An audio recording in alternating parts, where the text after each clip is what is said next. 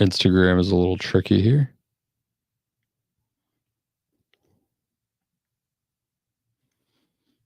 All right. We are live on all channels. And if you're just now tuning in, again, this is Deal Flow Live. I'm your host, Brody Vincent, I'm Ryan Santa. And we are analyzing businesses that are for sale on the market on something called Biz Buy Sell. So this is a listing website where if you are a business owner, you can put your business on here and list it, and someone can come on and actually buy it from you. So Ryan and I are looking at business listings because we're in the market to buy one. And we are looking to basically find one that's in the exact right state for us to be able to grow it and help it bring additional cash flow. And so that starts with obviously it being on the market and being available, but also being within the categories that we're looking at. Ryan, do you want to say anything about getting started in this and what it took for us to kind of start getting involved in this world? Well, for both of us, it came from wanting to be in our own businesses, having grown up in family businesses. Brody specifically having, with some partners, created and sold one, yourself. Myself not having done that, but being very interested in going back into small business and medium business. So for us, this is a chance to really take something that we're passionate about and develop and grow it beyond perhaps where somebody feels like it. Because what we found in a lot of our dealings with people is that many people are just tired. They've grown it, they developed it, and they're simply done. But the business shouldn't disappear because they're done. It should be fairly bought and then developed and continued on. Somebody put the time into it, and we just want to continue that. It's totally right. And 80 something percent of business owners that try to go and sell their business are not successful. And it's a pretty crazy fact when you hear that, because you would just imagine that you kind of get to the end of the road. Maybe you're retiring, maybe you have something else, you got to relocate or whatever it is, you got to stop running the business. And most of those businesses end up just closing down and not being able to sell. So for us, this is an opportunity to give that business a new life, give it a second life, a second chance, allow it to keep going on. But this is also a business that is established, has a customer base that's relying on it, employees that are relying on it. And if there's not someone at the helm of it running it, then it's just going to cease to continue. And in many cases, I think it's a big loss of opportunity.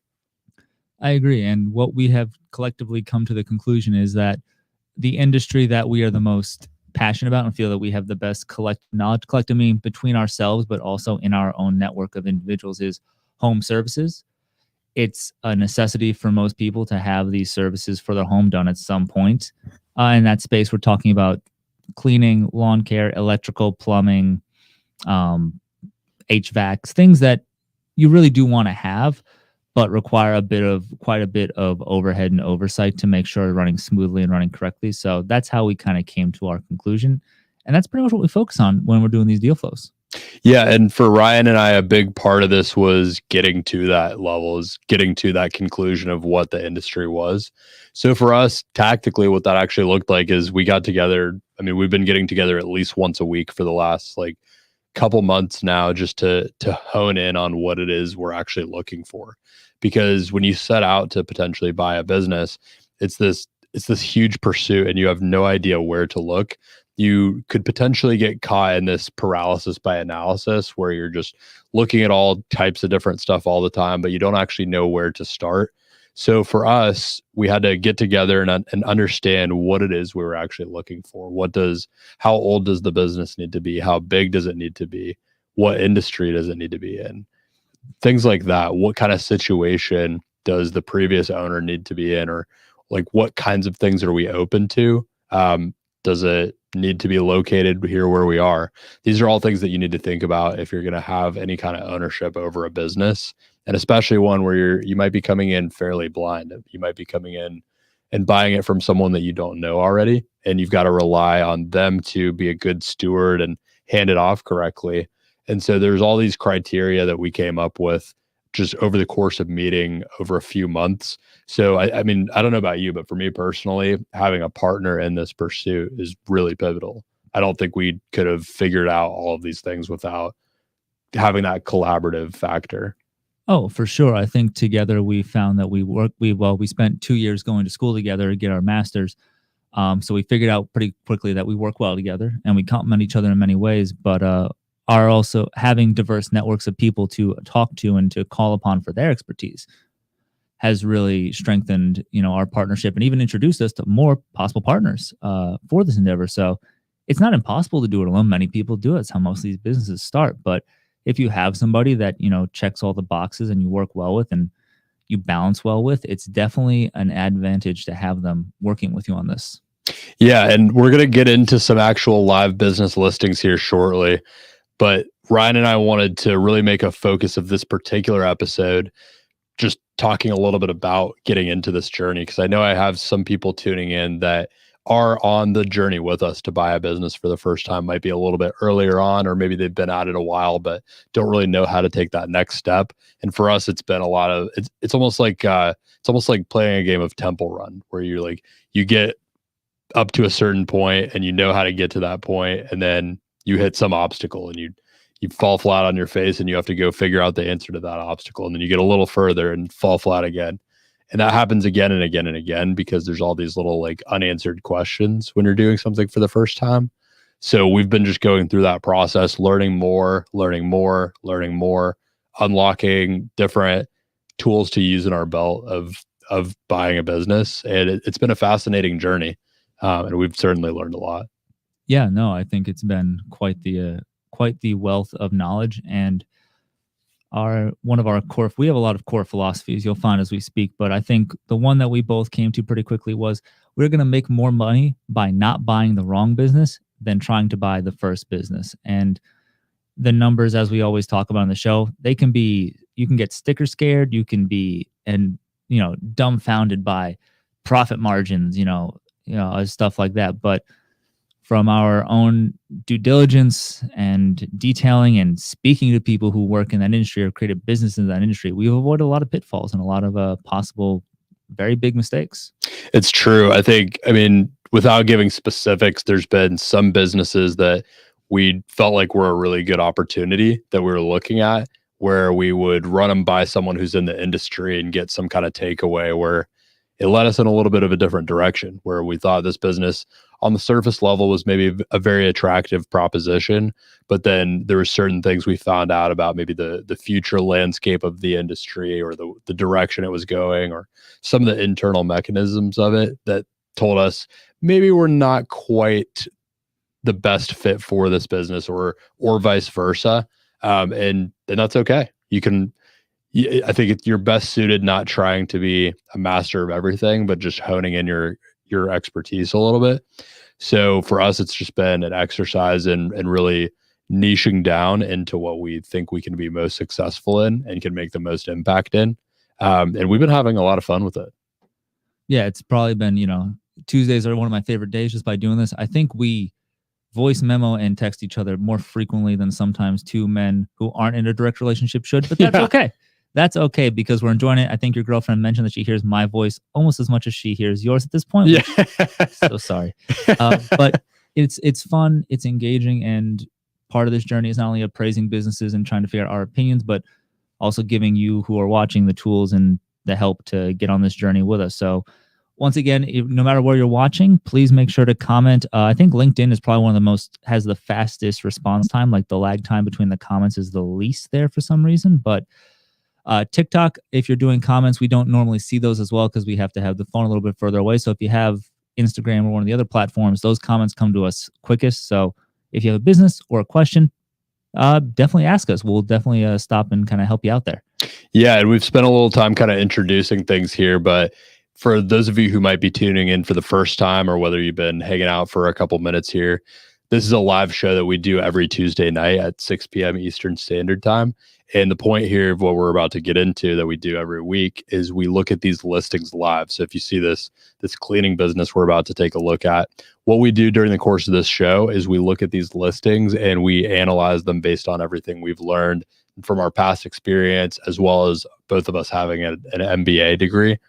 And we analyze whether or not this seems like a good deal and something we would be interested in exploring buying more. So whether you're someone who is a serial business buyer and you're just looking to find some good opportunities, whether you're trying to buy a business for the first time and you want to learn a little bit about how it works and what to look for, or whether you're a current business owner, maybe thinking about expanding through buying businesses or eventually selling your business, hopefully you can learn a little bit from what we've kind of immersed ourselves in. We've really immersed ourselves in this world, both read a lot of books about it already and also talked to dozens of business owners in this exploration. Both people who have bought and sold businesses before, and people who are running theirs currently and kind of considering this landscape. Yeah, it's been a lot of fun, but I think we've talked a lot about this. I think we've given them kind of the introduction. So let's give the people what they want. Let's start with businesses. Let's give it to them. So, cleaning business, Miami-Dade County, asking price $640,000, cash flow $205,000. What are your thoughts? Well, it's a little over a 3x, which, as if you haven't known us, we have a 3x rule where we like to see 3x or less on that. It's like our safe space. Although we've seen 3.5s that we've done our research and been like, that's actually pretty good. We'd pay that. So I like that. FF&E, $150,000. That's quite a bit there. And that's fixtures, furniture. That's a whole bunch of different kind of equipment and like things. So they clearly must have like a base of operations. Yep. And that will get factored into the price. So that explains how they got to that point. And that's a lot of equipment to have, but that is encouraging. That does show that they're established and they have a lot of their own stuff. It's probably vehicles. Yep. So I would imagine so as well. Okay. And $10,000 in inventory. So there might be products that they're selling of some kind, which is interesting. That's you don't necessarily see that in every cleaning business that we look at. Been around since 2017. We prefer something that's been around for 10 years, but 5 is about the lowest that we will look at. I've worked with, because in my consulting practice, I've worked with business owners that have built a business over 5 years. And sometimes you can have a really kick-ass business by that time. Really just depends on what you do and your past experience as the owner. So it's by no means like a hard and fast thing, but we prefer 10 plus usually. One thing I really like here is the seller financing available. What are your thoughts on that? That is a big that's a big green flag, no pun intended there, because it literally is a big green banner. So that to me is it's getting more and more common, but it says the person knows that maybe you coming in don't know everything about it, so they want to train you and they're willing to give you a hand. The next big thing we'll see as we get further down, when we get down to there, will be how are they willing to stay on for a fee, which I always like to see, because that means that they're not totally just ready to be done with it. They'll stay on for the right price and kind of help you out, which shows they still like the business. So we like to see that. That's always a big plus for us. Let's see what they want. So it looks like they do mostly residential, the classic houses to new construction homes. So personally, if I'm buying one, I would prefer more commercial work. Not to say this is not a good business, but if I want to be very picky and choosy, I'd prefer any business in the services space, prefer it to be doing more commercial work. But beggars can't be choosers, and residential is great work as well. No, and if we one of the things, because I love the nitty gritty of the money stuff. Go up there. He had some really important things labeled there. 30% ROI executive. So they operate Monday to Friday, 9 to 5. So you as the new owner operator, in this case, I'm assuming would be owner operator based on those margins. We'll get onto that later. That's a pretty nice schedule. 9 to 5 is a pretty good operating window, which means that you're going to you could expand those for more business. So clearly that's uncapped. SBA loan with 10% down for qualified buyers. One thing I do want to point out with the Monday through Friday 9 to 5, if you happen to be someone tuning in who is currently in a 9 to 5 and you're thinking about buying a business as your first venture into entrepreneurship and have not been a business owner before, you don't clock out once you're a business owner. So I would not get into it thinking, and this is the case for any business we look at, it's just something that warrants being brought up. You don't ever clock out. You are always mentally on the clock. So while it might say 9 to 5, that Saturday and Sunday, you're going to be thinking about the next week. You're going to be thinking about what went wrong the week before. So I would just understand that and make sure that you have the kind of mindset that you can deal with that. You could carry that stress and be all right. Yeah, I perhaps I didn't lead with the proper language. Your business hours are 9 to 5. Having, like we said, having parents and growing up working in family businesses, Yep. even when your parents were not there, they were like dinner table conversations about business were common when smartphones came around and emails. Our parents were very generous people and are, but there's always that, like, how do we figure this out? How do I, okay, got a customer complaint here, because that customer is literally affecting your bottom line and you care that much. So going into this, you're probably going to be very heavily involved in your business beyond your operating hours. But if you scale and you're able to get a good bit of traction, you can cut away some of that profit and hire somebody to take a layer of that away from you. So that's also the incentive scale. But if you don't mind that and you like where you're at, this is a great idea. The SBA loan with 10% down. Sorry, did I cut you off? No. So talk about the SBA loan a little bit, because we haven't covered that yet on this episode. So the SBA loan with 10% down means that they've gone to the SBA, and I think they didn't list SBA pre-qualified in the title, but pre-qualified is a big deal because they've gone through the arduous task of getting SBA pre-qualified, which means they basically go there, they get their entire business on paper ripped apart and looked at under a microscope for the SBA to say, you're safe enough that we will give somebody money to purchase you. So that's always a big deal when the main lender of small businesses is already given the stamp of approval. So 10% down, what is that? We got 640 they're asking, right? Yeah, so they're asking for 640. So basically your down payment as that 10% would be $64,000. One thing with the SBA pre-qualification that, like, to Ryan's point, that's really good is when you go try to get an SBA loan, and I've learned this a lot over the last couple of weeks. If you happen to be listening, Carolyn, I appreciate all the knowledge you've dropped over the last couple of weeks, but I got to know an SBA lender here in town recently. And basically what she explained to me is there are general rules to the SBA that all lenders have to follow, but within the scope of that, every lender that you talk to and every kind of financial institution that does lending that you talk to has their own appetite for risk and kind of set of internal rules that they follow. So you don't just get one standard set of practices across everything. You still have to go find a lender that will fall into the situation that you're in, and they lend differently compared to different businesses. Usually they have to collateralize the loan against something in the business. So if the business doesn't have real estate to collateralize it against, then the loan might look a little bit different. It might have to be a little bit more established of a business.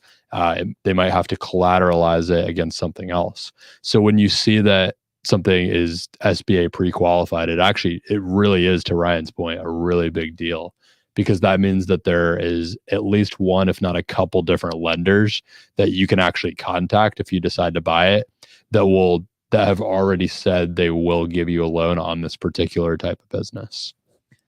Yeah, it's a big deal. And you can probably, well, not probably, but in certain cases, we have known people to use that seller financing to make to be the down payment. So it's not always the case, but there have been some unique situations where people have made that kind of work. So that's another way to do it with that seller financing, that 10%, maybe make that work. Or in this case, it's 640,000. You might go get partial seller financing. I've also found out that SBA lenders like to see more seller financing. You can't seller finance the entire remaining balance of it, but they do like to see seller financing because it shows them that the previous owner is going to be in there to kind of help with the handoff. So you could potentially, in this case, you could go and ask the seller to finance 30% of it or something like that. And then the remaining 70% is all that you have to get a down payment on. So 640,000, let's say that you only had to get a loan on, and of course you would have a loan with the seller as well. But if you only had to get a loan on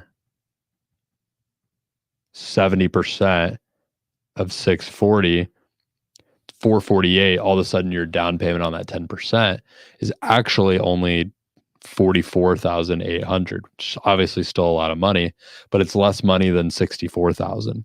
So you might be able to get your down payment down to something that's more affordable for you, or if you have an investor that's coming on board with you, bringing some capital to the table, you might be able to get something that's a lot more affordable that way. And maybe the person who's giving you the seller financing, maybe they're willing to give you a lower percentage on the interest. So you have technically a 2-loan system, but that one loan maybe is at 4, 5, 6%, and the SBA is at, like, say this. I think the standard is like 11 at the average. So yeah, typically around 11. I'd rather finance $100K or whatever it was at 6% and then have the rest at 11 than the rest at 11 and then my down payment. So exactly, and that is actually pretty standard for the seller carried. Sometimes you have the seller financing even at 0% interest. It might just be to spread things out a little bit. It's also, it can be a good thing if you're someone who's selling the business, or if you're trying to explain this to someone who's selling their business. It can be a positive thing for them too, as a tax strategy, because then rather than getting all 100% of their money at once for their business and having to pay taxes on 100% of it all in 1 year at the highest possible bracket they would qualify for, then they're spreading out the money a little bit more and probably paying a lot less taxes overall on money that they probably wouldn't need to have all in 1 year or spend all in 1 year. Oh, for sure. It's a great idea. And as always, check with a tax professional before you say any of that.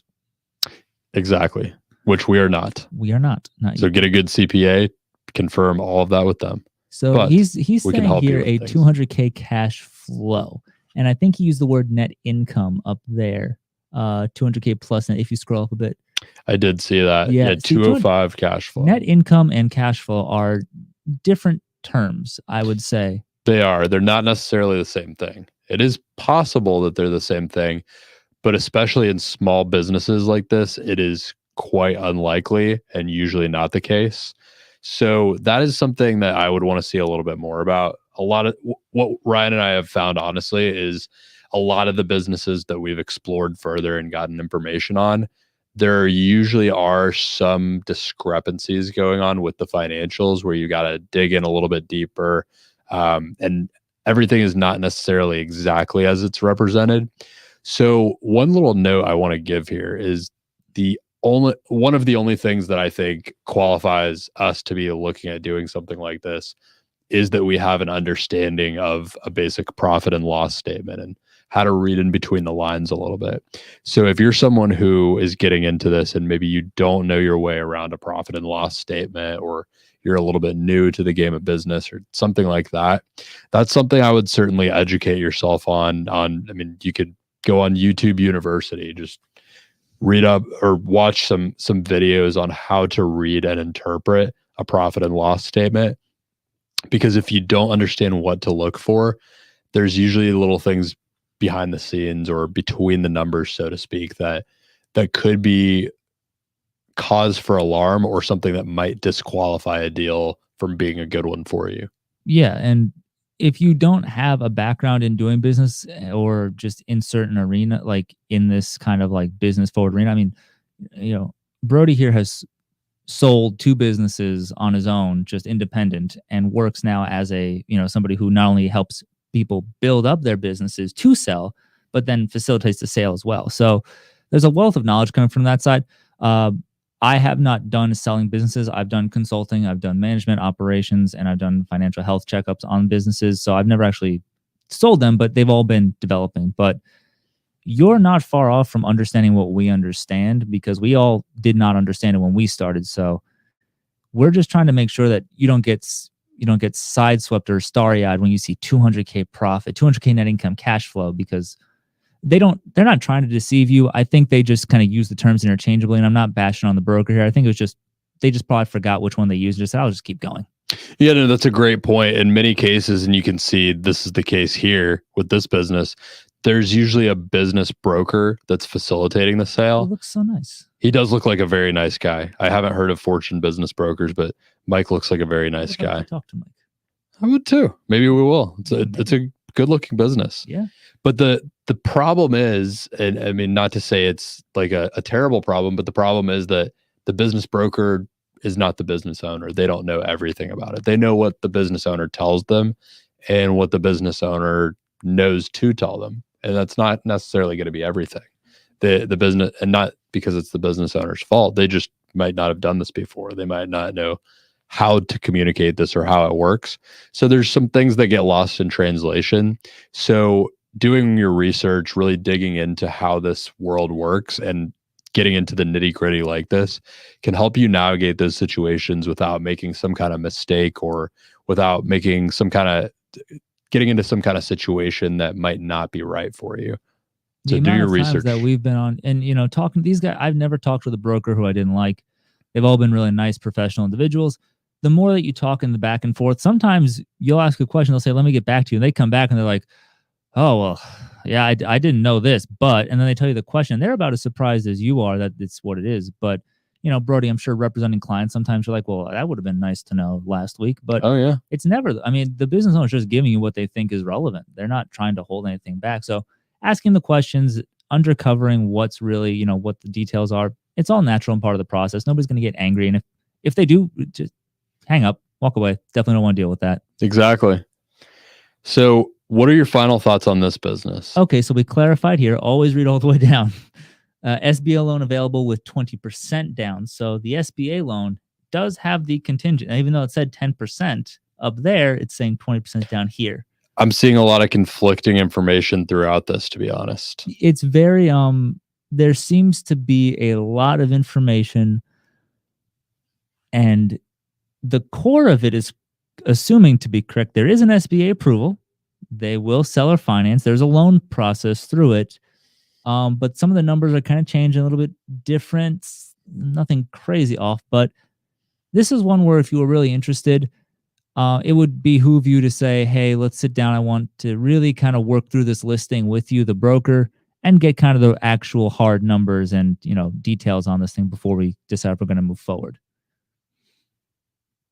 Yeah. And I would say, the seller financing as a final note that's a really positive thing. The owner planning on relocating, that's a totally legitimate and common reason for a business selling.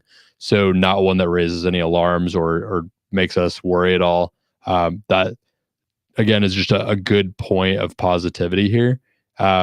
6 employees, always positive that they have a good solid team. Assuming, and this is a big if, you would want to make sure that they are staying on post sale if you were buying this.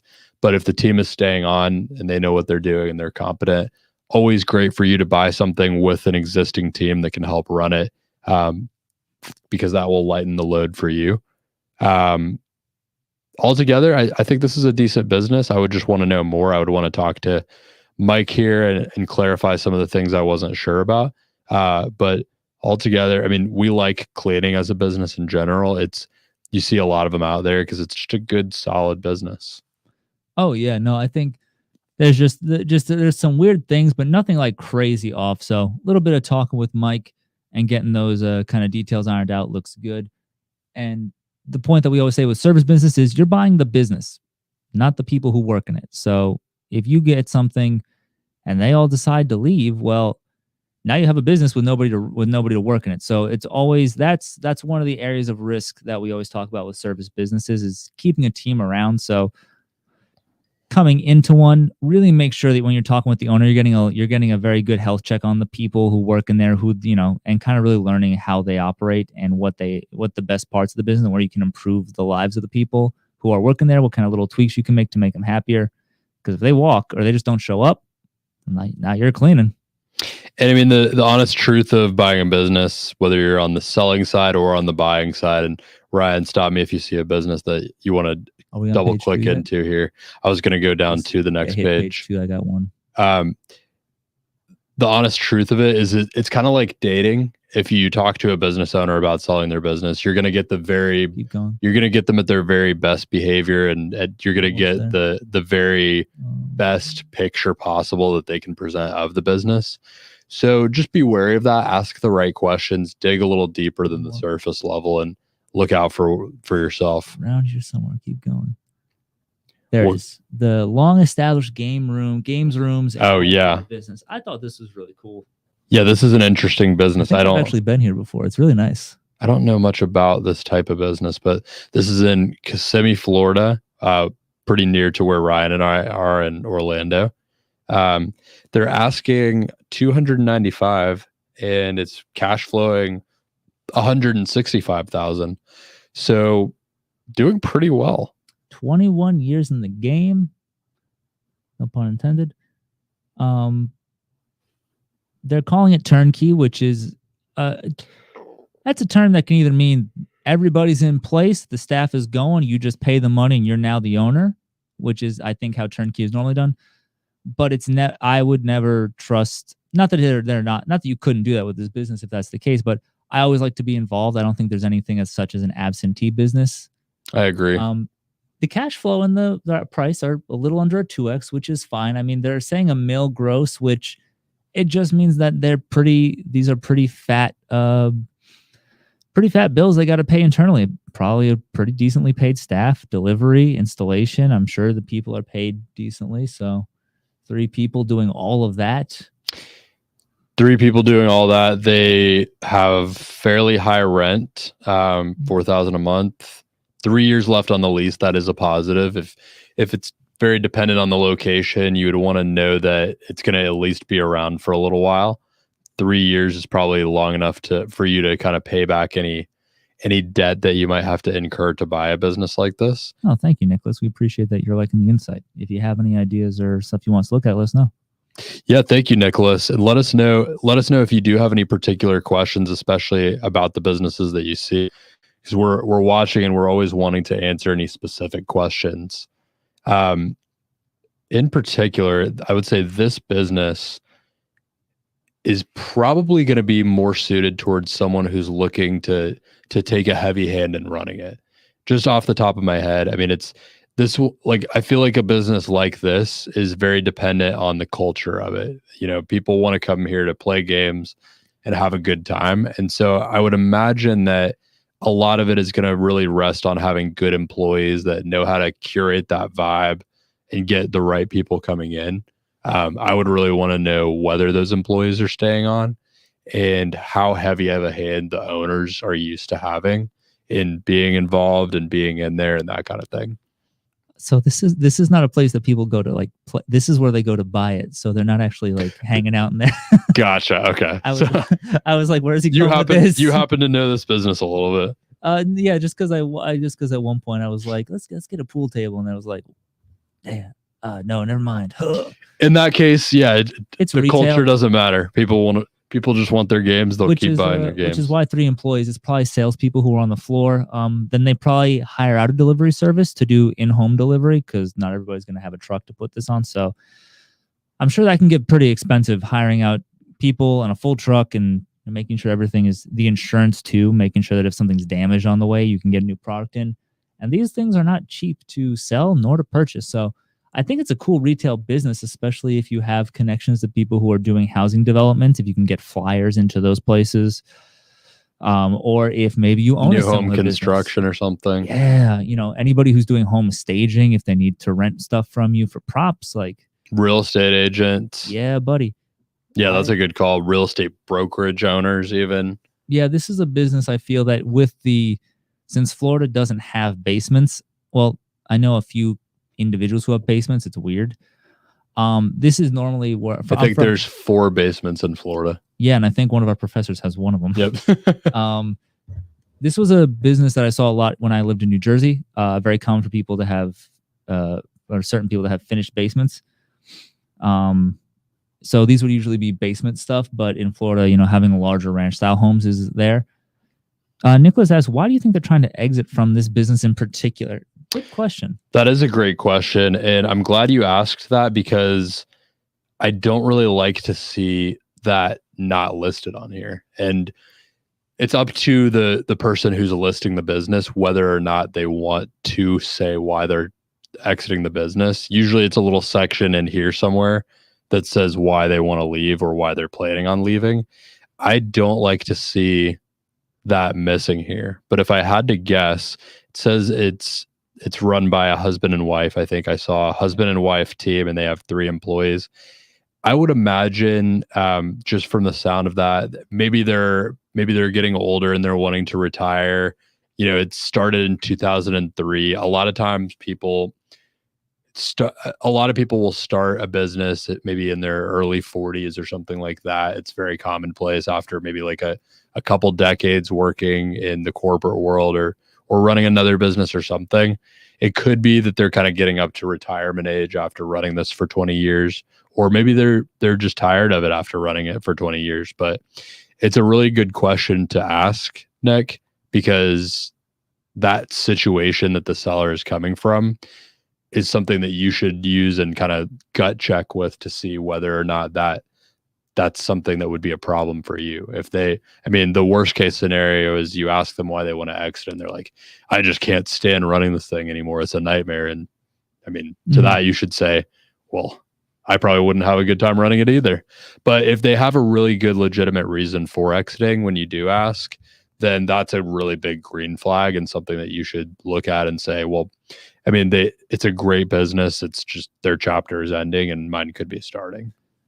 At the end of the day, people commonly retirement is the, line that people throw out. And I say line just because follow me here. But you're always going to say, what are the forensics? Just like in any crime show, you want to see the finances and you want to dig into those, because sometimes retirement could be, I don't want to say this thing I'm not doing too good, but I'm going to say retirement because that makes it more appealing. So no matter what their reasons are, most of the time when it's a more serious reason, the broker will flat out give you like, hey, this is X, Y, and Z, and this is why. If it's just kind of a passing thing, get your rose-colored glasses off if you have them, and really make sure you're checking those financials. I'll tell you what's kind of if it's fine, then yeah, it's retirement. But if something seems off, there's some downward trending, that's when you dig a little deeper. And Mr. Richard Veal right here with Profiles International Realty sounds like he is with a real estate brokerage or some kind of brokerage that also happens to sell businesses, or maybe just a realty company that specializes in this type of thing. He would be the one to contact if you were interested in this, just to get that information and to dig a little bit deeper. Yeah, Nicholas made a very good point. He said he was wondering because to him, the buy-in to return is really, really good. Like he saw, he's got Nicholas is really looking at this with the right eyes. He's like 2x. That's a little low. I think that seems like too good to be true, which is always the way to look at this. I think also what they're saying, I think it's going to be a lot of work too with retail. That's a fairly heavy business. You have to go out and find customers. These are very niche products, even though they're doing TV mounting, murals, sales service, installation of flat screens. Like they do a lot. They do. Which means they have to go and you're going to do a lot of money, probably spending in advertising, trying to go out and find new clients. This is you're going to be very intensive in this business, especially selling high ticket items like this and then trying to push other services if they don't like it. So that to me is sweat equity a lot. I would think so too. Again, I would really want to understand what the owners have been doing the last couple of years in the business, because especially, when we look at husband and wife combo, or just partner combo run businesses, a lot of times they are each playing a pretty full-time role in the business, and it's a family run business. So for you to come on as a buyer and assume both of their roles can be pretty daunting. Even if they weren't both working full-time when they sold it, collectively those two missing roles could form as one very large role.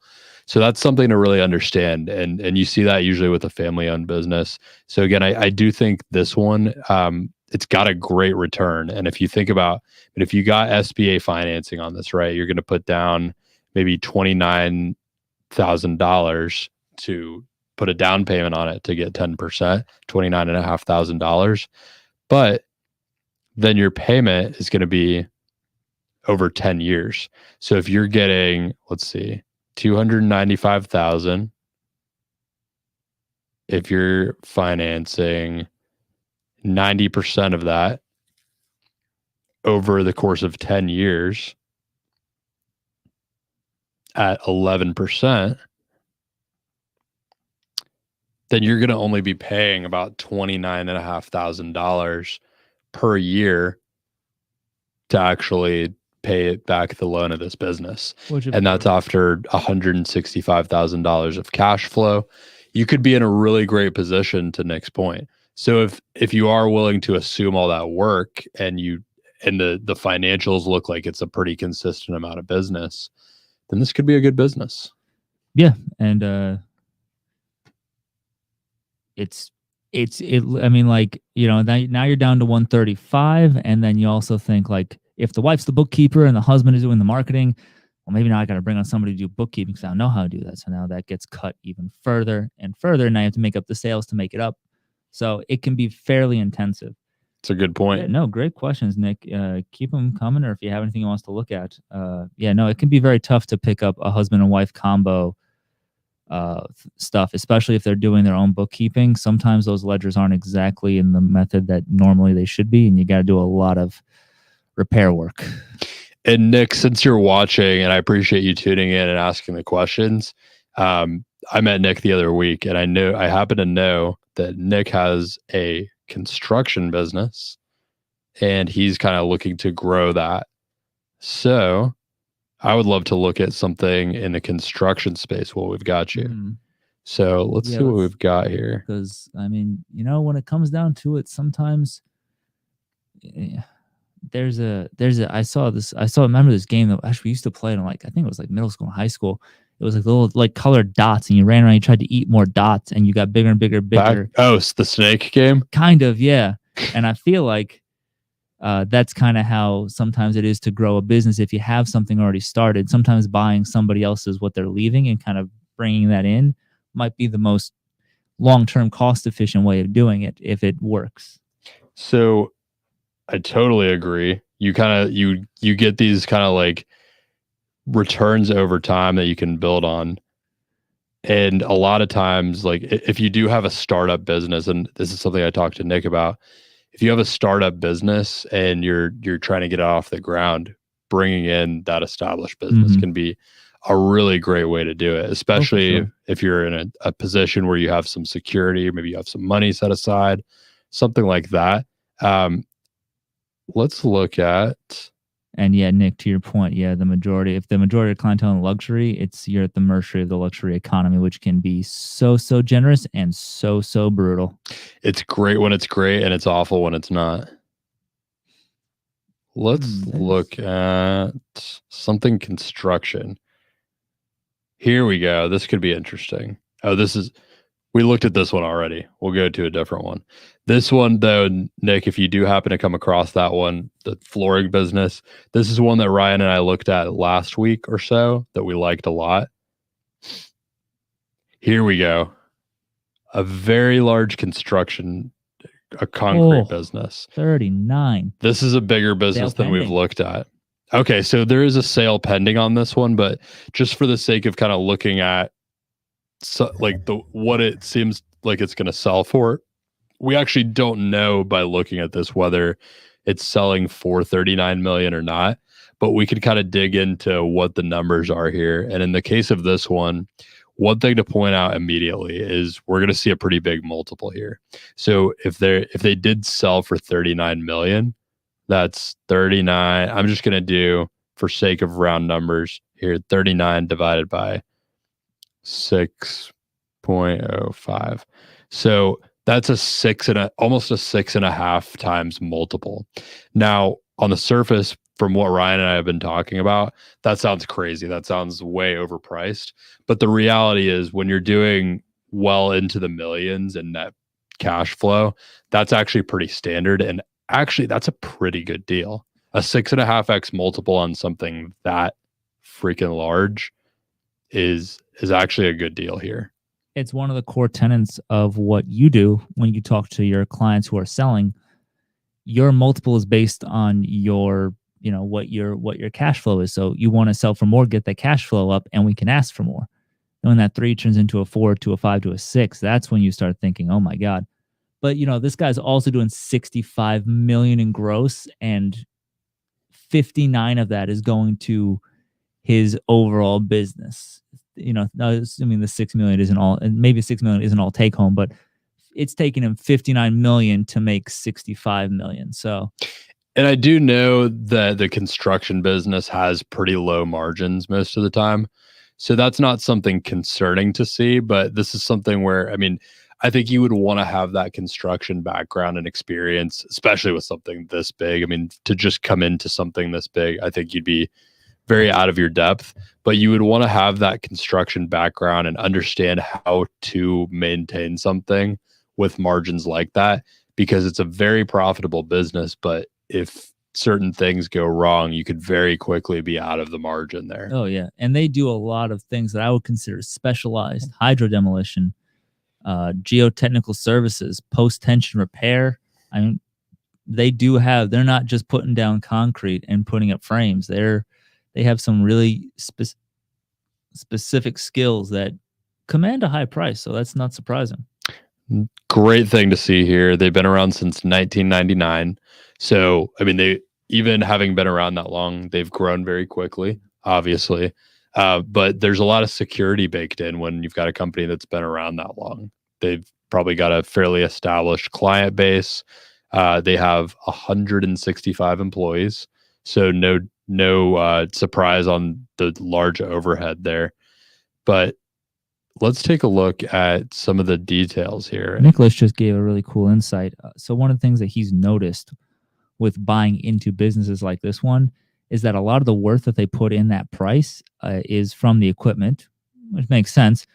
And in some cases, they're overinflating them to drive that value. So that's an interesting point from someone who does this as a, on the regular. That's a really great point. Nicholas. Thank you.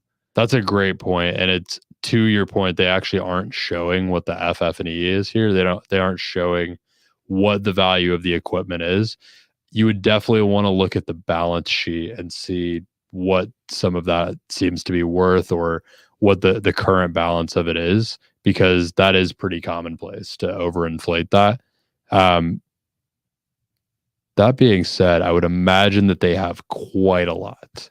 Yeah, for something this big with that many employees and that many moving pieces, you're probably talking millions of dollars, like well into the millions of dollars worth of equipment. Oh, hi, Arian. Welcome. Just jumping into our stream, telling us hello. How you doing, Arian? If you have any businesses you want us to look at, let us know. Nicholas's point, he just gave an example. So you could have a pump truck that's worth $270K, but it's run ragged and needs work. So he's really, Nicholas's point is that you need to really get the true nature of the depreciation on the vehicles and equipment, and they might just be listing it as like new or moderately used, which drives up that price significantly. So something very, very good thing to look out for in construction, I guess, and just in general, but specifically construction, it seems like. With a business this big, the truth of the matter, this one's probably going to take a lot longer to actually close a transaction with, because there's going to be a good bit of back and forth with things like that. With, well, is this actually valued correctly? Like, did you value this correctly? So if you're selling a business like this at any point, it's to your benefit. And some of the mergers and acquisitions firms that I've gone through with clients tend to take the approach when they're doing bigger businesses like this, that they want to actually kind of do the due diligence ahead of time. And they want to come into the actual go-to-market process with some of that taken care of. And they want to almost underrepresent the business in the first place, so that when buyers try to knock down the value, it's in the state that it actually should be, and they're having a common conversation that they can agree on. Yeah, that makes sense. Oh, Aaron, we're streaming on like 6 platforms, so there may only be 2 on YouTube right now, but we definitely have people across it. But hey, two people on that one means that you get priority at the question. So yeah, feel free. Just as a reminder for anyone tuning in, if you are watching and you're thinking about buying a business at some point in the future, we're looking at live business listings just to see what they're asking for them, like whether we think it's a good deal or not, and to analyze a little bit of what's going on behind the scenes. So hopefully you can learn something from what we're talking about here and what we've been learning in our process. And if you're a business owner and you're thinking about selling, hopefully you can learn from that as well. So if you've got any specific questions, Arian, that you might come across, we would love. So he's asking, what is better, MBA marketing, digital marketing, or international business or finance? So Ryan and I both got an MBA in general business. So I would say though, our MBA was much more focused in finance though. I think over half of our course load was finance and accounting work. So I'd say our MBA focused in finance. That to us was very useful because people can hide in the numbers, but if you know what to look for, it certainly helps. It depends though on what you want to do. I think having your if you're doing marketing, you'll understand how to propel your business forward. Digital marketing, similar spaces. I feel like you just understand how to use the tools. International business, I feel like evaluating businesses internationally that might be helpful. I feel like it follows similar principles. But I can say I do have a colleague that's he's in the acquisition space right now. He's been buying businesses and helping other people buy them for about 3 years now. And so he's actually starting to work on international deals. So if you are interested or have some kind of angle with international business that interests you, there's a lot of opportunity there because a lot of businesses overseas, and especially Arian, if you happen to speak another language or have a partner who does, there's a lot of businesses overseas that this is not really standard practice for them. They don't really think about selling. And so my friend was explaining to me that there's a lot of opportunity there because typically they just close their doors when they're ready to stop running their business. So there's a lot more of them available. And it's just a little bit about educating them and giving them that opportunity. Oh yeah. And he said he was planning on the MBA in digital marketing, which is still, I mean, that's a tremendous tool to have because you could really position yourself before you decide to pull the trigger on a business, having a digital, most of these businesses that we look at and we talk to, they don't really have a digital presence. Weirdly enough, a lot of them don't even have websites. So I think for career growth, digital marketing will always be in demand. People will always be wanting to sell something. So it's a good career path, I think, in general. And in relation to this, and I can say between my undergraduate and getting my MBA, I actually got, I don't know if you even knew this, but I got I did the digital marketing boot camp through UCF, where it was this online remote. It was a 1 full semester of classes, I think is what it was, maybe 2 semesters, something like that. But it was just a quick sprint. It was classes 3 times a week for about 4 hours at a time, Tuesday, Thursday, and Saturday morning.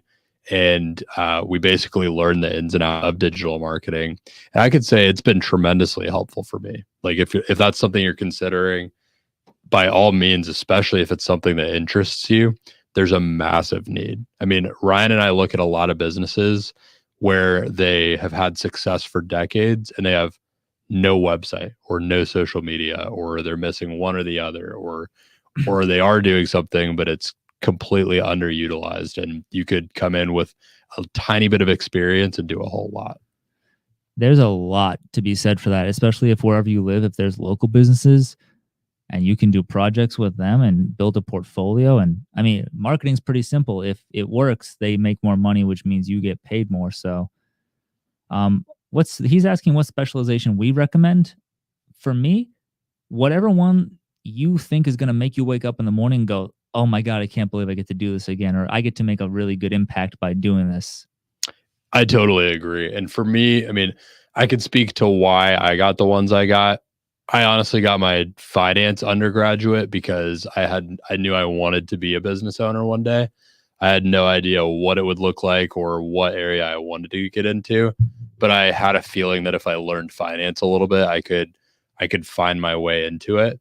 And at the time, that's all I really knew. And then I got the digital marketing one because I had a cousin that was having a lot of success in it and told me basically digital marketing touches all types of businesses. So you can really put your foot into the business world well if you learn it.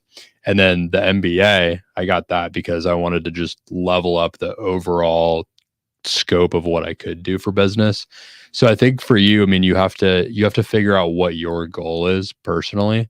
And if your goal is to buy and sell businesses, then I think general MBA is a great way to go. I also think focusing on finance or digital marketing is a great way to go. You need to understand both to be successful, certainly. So I think whichever one you do choose, to Ryan's point, should be the one that really interests you the most and that you could see yourself giving the most effort to. But I would by any means supplement your education with the other one that you don't pick as well. Like in the sense of this, there's certificates, there's online programs. So that also think about the people you know in your life. Do you know somebody who does marketing and or finance? Talk to them about their experiences, but also, hey, maybe you get the other one and you partner with them. That's another way to, maybe you don't have that skill set, but you know somebody who does. Hey, you already have that one covered. You just have the other one. You're good to go. So hopefully that helps. I mean, I know we kind of said, the whole follow what you like thing, but hopefully, also when you're getting any sort of degree, whether it's undergrad or graduate, and I think I figured this out late, but that's all right. Because I got a geography degree the first time. I didn't really think about that. Nobody's asked me to make a map recently, so. But he could if you need one. Yes. Your networking is going to be imperative. Yep. And I don't mean like knowing all your classmates. I mean like talking to your professors, going to as many events as you can. Anything where it's like, this is for students, it's a student event, like going and talking to as many people and connecting, and then through them, if the connection is genuine and it's conducive, you get introduced to more people. And that's really how you're going to make the most out of that time in school, is making connections while you're, as we were told, a cute, cuddly student who has absolutely no malicious desire as people look at you when you have a student ID. It's true. And I could say, as someone who has, I was a business owner as I was going through my MBA. I've been in the entrepreneurial space now for a little over 3 years. And being in that space, if that's the direction you want to go, if you do want to become an entrepreneur, business owner, something like that, in any form or facet, that networking becomes even more important, because your business will live or die on the networking that you do.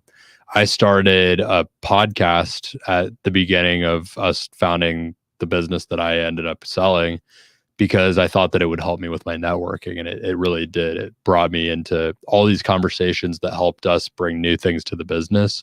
So networking is important, not just as a way to find new opportunities for yourself, but also as a way to educate yourself, because you'll meet people that are in maybe other industries or even in the same industry that can teach you something that you don't know yet, that could shortcut years, if not decades of knowledge, and help you bring the right processes, systems, and people to what you're trying to do. So networking is, it's completely imperative. Whatever you can do to become better at that and enjoy it more, that's probably the single biggest thing that can grow you in business.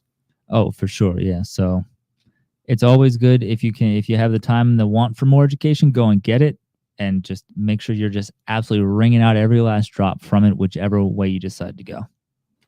Well, this has been an interesting episode. We took all kinds of different directions with this one. I had a lot of fun. Yeah, no, it was great. Thank you, Nicholas, for coming in. Hopefully we'll see you soon next week. Orion, I'm sorry if I'm mispronouncing your name. It was really nice having you. I'm sorry we're you got here and we're already ending, but we do this from 6 to 7 p.m. Eastern Standard Time every day. So every Tuesday. Every Tuesday. Oh man, every day would be awesome. Every day that's the goal. That's the goal. We're here every Tuesday, 6 to 7 Eastern. So please come back, ask us more questions.